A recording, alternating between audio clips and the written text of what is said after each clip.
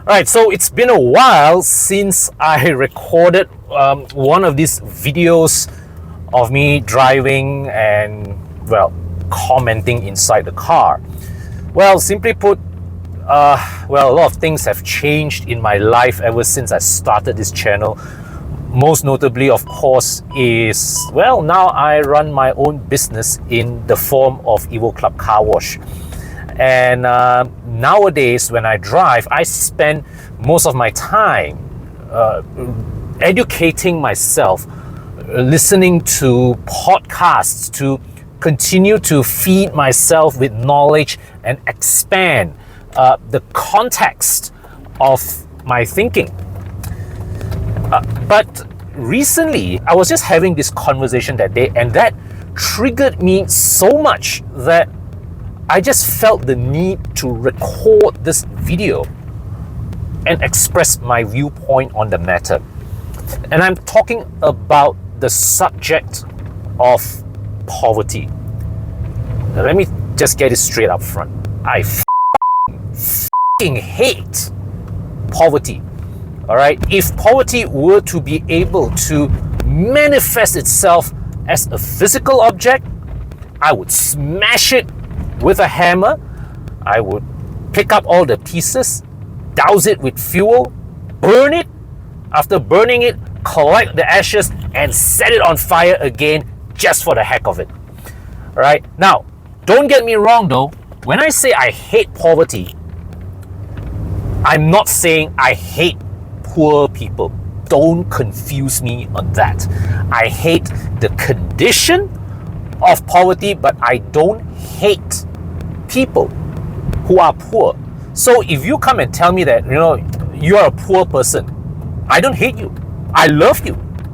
But I hate the fact that you are living in poverty, because poverty is a condition that to me is unnatural. It is contravening to the natural order, because when you look at nature is abundant, is full of resources, right? So we are not, when you look at the animal kingdom, for example, every animal, everything is living in equality. Poverty is not a natural condition, but it happens.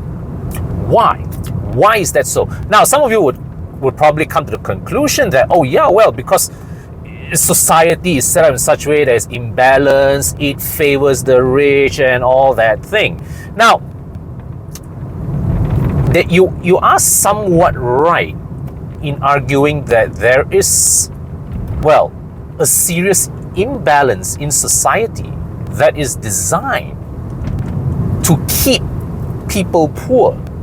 Because you see, the thing is this, at the very heart of it, a society full of rich people, full of empowered people, are impossible to control versus a society that is poor, that is misinformed, that is too worried about survival to think anything beyond.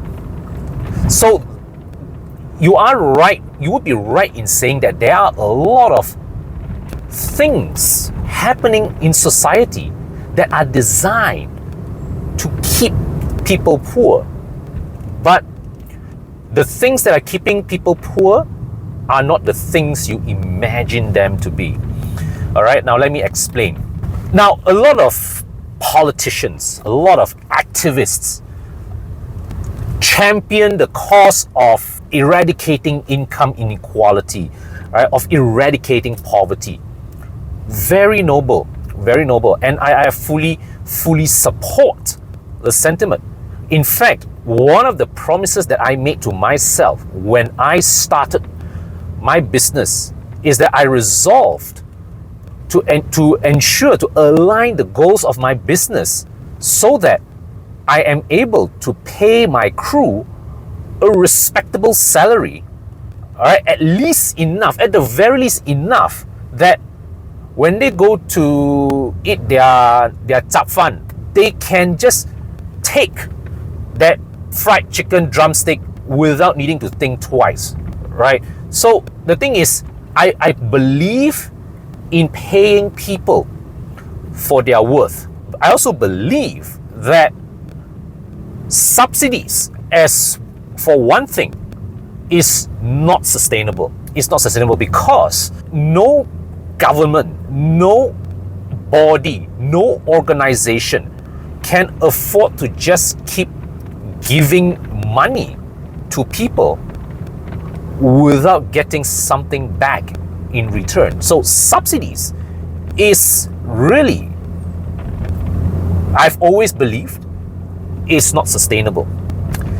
But now I have come to the conclusion that subsidies are not only not sustainable, they are actually the very thing, or one of the many things, that on the surface it looks like it's putting money on in the pockets of people, but in the longer run it is serving to keep people poor, because you are handing money to people, all right, without needing them to create any value themselves. What this means is that you are encouraging people to externalize the locus, their locus of control for money. What I mean by that is that, you see, when you give things like your brim, back in the Bantuan whatever, right?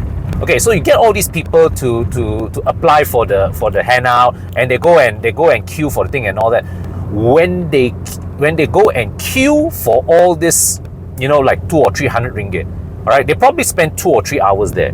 But the thing is, these people, when you spend 2 or 3 hours going to queue for that couple of 100 ringgit, right, that 2 or 3 hours could actually have been spent or invested in improving yourself, so that you have the capability to regularly create offers to the marketplace that will generate continuous income streams of 200, 300, 1,000, 5,000, 10,000, like that. But when you take their people's focus away from nurturing their creativity to getting all these little handouts, well, you are cowering them from what would have been a more sustainable path to build their living and to build their wealth. Okay, that's one. Now, the other thing that I feel that I previously supported, but now I firmly see that it is a tool that keeps people poor, is the concept of minimum wage. Now, I supported the idea of minimum wage, don't get me wrong, but now I see that all it does is that it's keeping people poor, because when you focus people's attention, all right, to get that minimum wage, you are robbing them of their energy and mental bandwidth to figure out how to lift themselves to a higher level of value creation, right? Because you see, why do you want to spend so much time championing minimum wage when what you should be championing is how do you empower, how do you guide people at the lowest level of value creation so that they are able to offer more value to the marketplace, so that they can sustainably generate more wealth for themselves without needing a helping hand. That to me is when I realized that it's so mind-blowing. All right, so the thing, the lesson that I have learned, okay, because now that I'm running the business, my own business, all right, it naturally forced me to rethink a lot of things, to shift my perspectives in a way that I did not have to when I was an employee. So it made me rethink a lot of things. It made me reach out to learn a lot of things.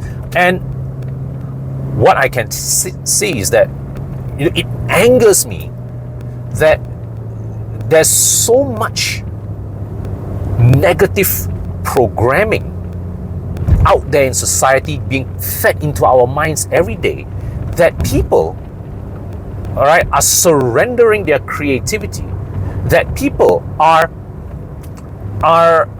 allowing themselves, are being constrained to focus on survival rather than creating and flourishing. As I learn more, okay, I'm going to use my YouTube channel, besides also continuing my car reviews, to share with you the things that I have learned and improve myself, with the hopes that you would find it useful as well and inspire you. I want to end today by saying that the key, all right, to lifting people out of poverty is not by legislating minimum wage. It's not by handing them freely subsidy, because poor people addicted to all these handouts, right?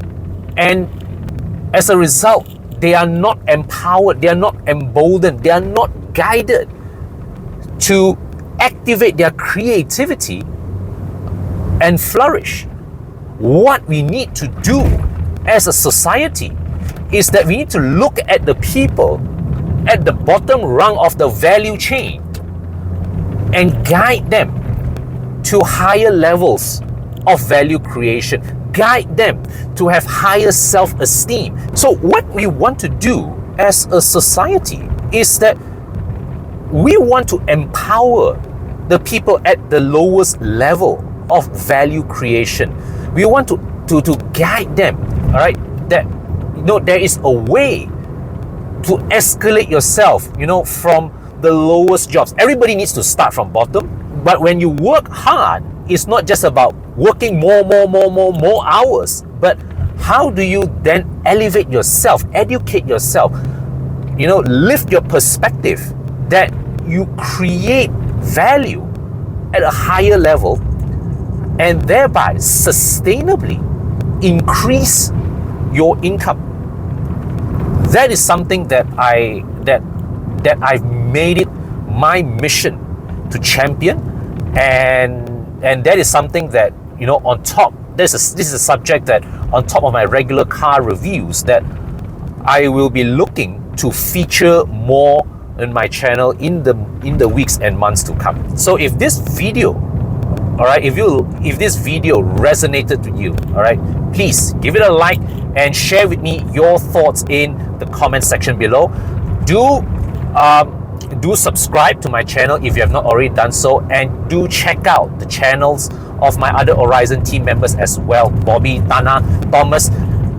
We host a live show every Monday night on Facebook and YouTube to answer your car buying questions. Now, if you have car care, car detailing needs, you can contact the EvoClub Car Wash team to find out our latest promos and packages, right? So for the month of Merdeka, if you're looking for coating and tinting solutions, we have a special offer just for you. So until my next video, take care, stay safe. I'll see you soon.